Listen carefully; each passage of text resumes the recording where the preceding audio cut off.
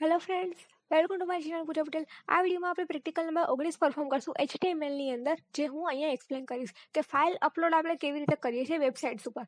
તો બાકીનો કોડ છે એમને એમ રહેશે, પણ ફોર્મના ટેગની અંદર જે આ ફોર્મ સ્ટાર્ટ થાય છે અને ફોર્મ એન્ડ થાય છે એની વચ્ચે આપણે સિન્ટેક્સ લખશું કે આપણે ફાઇલ અપલોડ કેવી રીતે કરી શકીએ. તો આપણે એનું સ્પેલિંગ મતલબ કે આપણે એની સિન્ટેક્સ લખશું. Input type is equal to file અને એ આવશે ડબલ ઇન્વર્ટેડ કોમામાં, and name is equal to તેને આવશે ડબલ ઇન્વર્ટેડ કોમાની અંદર ફાઇલ અપલોડ. હવે આટલું લખી લીધું, તો હવે હું હવે બાજુમાં એક્સેપ્ટ કરાવડાવીશ. એટલે મેં અહીંયા એક્સેપ્ટ લખેલું છે અને accept is equal to double inverted કોમાની અંદર આવશે ઇમેજ. ફાઇલ અપલોડમાં મારે ઇમેજ ટાઈપ આપવો છે, ધેટ્સ વાય મેં અહીંયા ઇમેજ આપેલું છે. હવે હું આ ટેગને ક્લોઝ કરીશ. તો આ ટેગને ક્લોઝ કરી દીધા પછી હું એનું આઉટપુટ ચેક કરીશ કે આઉટપુટ શું આવે છે. આઈ એમ શ્યોર કે આઉટપુટમાં એરર આવશે, કેમ કે મેં ઇનપુટનો સ્પેલિંગ ખોટો લખેલો છે. તો હું આને રિફ્રેશ કરું છું, મને કાંઈ જોવા નથી મળતું, જેમ મેં તમને કીધું હતું એમ.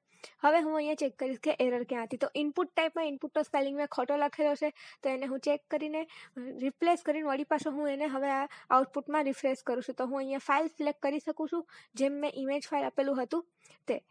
તો thanks for watching my video.